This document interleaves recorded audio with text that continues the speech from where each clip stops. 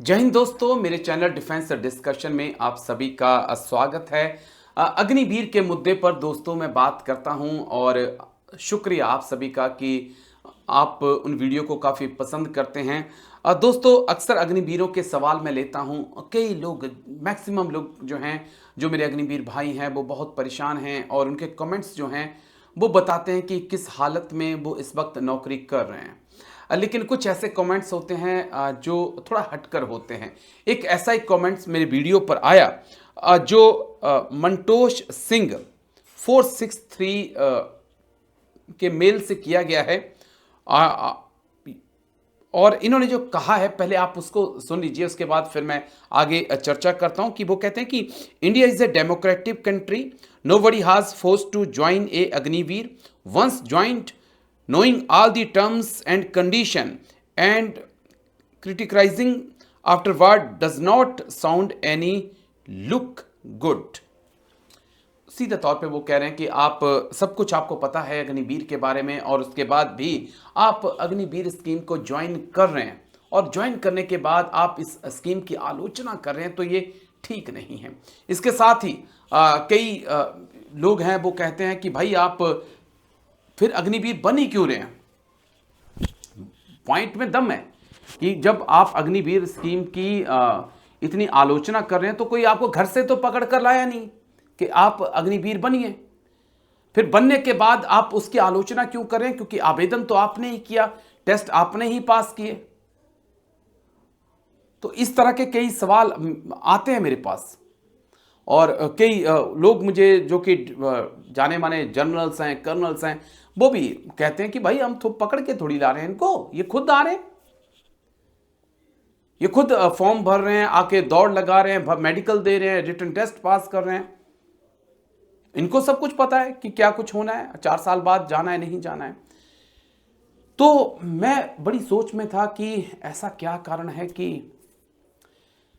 अग्निवीर को, हमारे युवाओं को पता है कि ये 4 साल की नौकरी है, उसके बाद घर वापस आना है 75% को, उसके बाद भी हमने इस नौकरी को ज्वाइन करना है और तमाम लोग ये सवाल उठा रहे हैं। तो मैं इन लोगों को ये बता देना चाहता हूं कि इस वीडियो को जरा आप देख लीजिए। ये वीडियो पुणे का है जहां पर 100 वैकेंसी निकली थी आईटी कंपनी में इंजीनियर्स की और 3 किलोमीटर तक इंटरव्यू देने वालों की लाइन लग गई।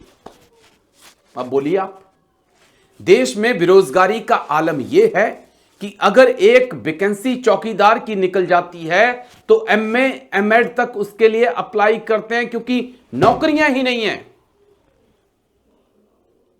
बोलने में, सुनने में आपको बुरा अच्छा लगे, जो मजे लगे, लेकिन सच्चाई यही है कि नौकरियां ही नहीं हैं। सरकारी नौकरियों को तो बिल्कुल खत्म कर दिया गया है। अब एक चपरासी की नौकरी के लिए अगर एमए एमएड बीएड बीए तक अप्लाई कर रहे हैं 100 वैकेंसी के लिए, जहां पर 10,000 लोग खड़े हो रहे हैं, वो भी प्राइवेट कंपनी की नौकरी, तो आप अंदाजा लगाइए कि क्या हालत होगी। युवाओं को क्यों अग्निवीर में आना पड़ रहा है। एक होप, एक उम्मीद के साथ जो देश का युवा है वो अग्निवीर स्कीम में आ रहा है कि हो सकता है कि 4 साल के अंदर अंदर अग्निवीर स्कीम को खत्म कर दिया जाए। हो सकता है कि 75% जो हैं उन्हें रखा जाए, 25 को बाहर किया जाए। हो सकता है कि जो 25% हों उनके अंदर हमारा नाम हो। इस उम्मीद के साथ इस देश का युवा, खासकर middle class, lower middle class, middle class भी नहीं, लोअर मिडिल क्लास से हमारे बच्चे निकल कर आ रहे हैं। आपको याद रखना होगा ये उन लोगों, उन परिवारों से हैं जिन परिवारों में किसी का पिता मजदूर है, किसी का पिता जो है पूर्व सैनिक है, किसी का पिता छोटा मोटा काम करता है, किसी बिजनेसमैन का, किसी नेता का, किसी आर्मी ऑफिसर्स का बेटा आपको अग्निवीर नहीं मिलेगा। अगर मिले आपको तो आप प्लीज कमेंट्स करके मुझे बताइएगा कि ये देखिए ये अग्निवीर है। एक रवि किशन की बेटी को छोड़कर, माफी चाहूंगा, एक वो एग्जाम्पल है, बाकी कोई नहीं। तो अब आप बताइए। और सबसे बड़ी उम्मीद जो रहती है अग्निवीर को कि कम से कम अगर आर्मी से हम आउट हो गए 4 साल बाद तो सीएपीएफ में हमें मिल जाएगी नौकरी, हम वहाँ चले जाएंगे, हमारा परिवार जो है वो चलता रहेगा। दरअसल बेरोजगारी जो है ना वो बहुत बड़ा मुद्दा है, जिस कारण जो लोग कह रहे हैं ना कि अग्निवीर क्यों भर्ती हो रहे हैं, बेरोजगारी के कारण जो है उन्हें भर्ती होना पड़ रहा है, क्योंकि रोजगार नहीं है। मनरेगा ज्वाइन करने से अच्छा है कम से कम अग्निवीर बनकर 4 साल देश की सेवा करेंगे और फिर आगे जाकर वो सीएपीएफ में अपना सपना देख रहे हैं। तो जो कह रहे हैं ना कि हम उनको बुला कर नहीं ला रहे हैं, ये खुद रजिस्ट्रेशन कर रहे हैं, खुद टेस्ट दे रहे हैं, खुद दौड़ लगा रहे हैं, खुद भर्ती हो रहे हैं, वो ये जान लें कि बेरोजगारी का आलम इस देश के अंदर क्या है। और पुणे की तस्वीरें इसकी बानगी हैं।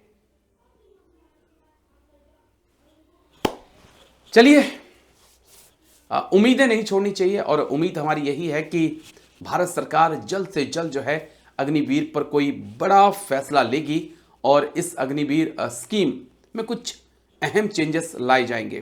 पहले तो इसको खत्म कर देना चाहिए, अगर खत्म नहीं होती है तो उम्मीद हम भारत सरकार से यही करते हैं कम से कम 75% को तो परमानेंट आप करिए।